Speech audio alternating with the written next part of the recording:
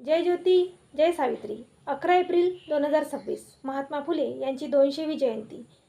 त्यानिमित्ताने महात्मा फुले यांनी त्या काळी अखंडद्वारे मोठे प्रबोधनात्मक कार्य केले। ते कार्य आजही उपयुक्त आहे। मी आरती अंकुश लोखंडे, माणिकवाडा, यवतमाळ आपणासमोर सादर करते महात्मा फुले यांची अखंड काव्यरचना। ऐका अखंड।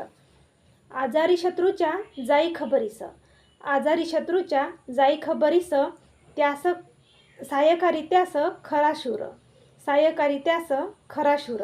झाले गेले सर्व आणूनये म्हणे, झाले गेले सर्व आणूनये म्हणी, सुडकारस्थानी वर्तू नये, सुडकारस्थानी वर्तू नये।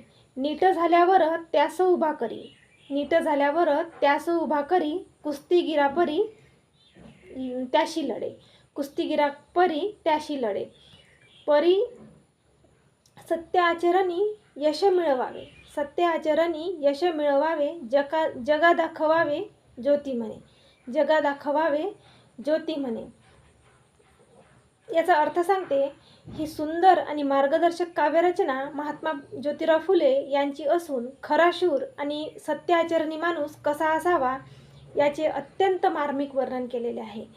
आपला कट्टर शत्रू जर आजारी असला, तो आजारी असला किंवा संकटात सापडला तर त्याच्या प्रती द्वेष बाजूला ठेवून त्याची चौकशी करण्यासाठी त्याच्याकडे जावे। आजारपणात आपल्या शत्रूलाही जी व्यक्ती मदत करते, खऱ्या अर्थाने तो माणूस शूर आणि पराक्रमी असतो, मोठ्या मनाचा असतो। शत्रूवर कधीही वार करत नाही तर त्याला मदत करतो।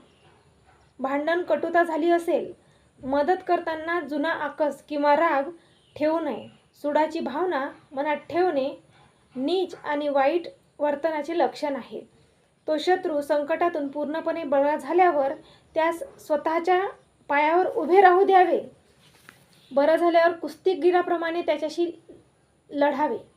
सत्याचे आचरण आणि नैतिकतेने वागणे कसे असावे हे उदात्त कृतीतून आणि विचारातून शिकावे। महात्मा ज्योतिराव फुले म्हणतात की चांगल्या आणि नैतिक वागण्यातून संपूर्ण जगाला एक आदर्श घालून दिला पाहिजे। महात्मा फुले यांनी दिलेला संदेश आजही उपयुक्त असून त्यांनी दिलेले संदेश आपण सर्वांनी उपयोगात आणावे ही विनंती सावित्री शक्तीपीठ पुणे महाराष्ट्राच्या वतीने आम्ही करत आहोत। आमच्या सावित्री न्यूज इंडिया चॅनलला लाईक, शेअर, सबस्क्राईब करा आणि आमचे व्हिडिओ असेच पाहत राहा। धन्यवाद।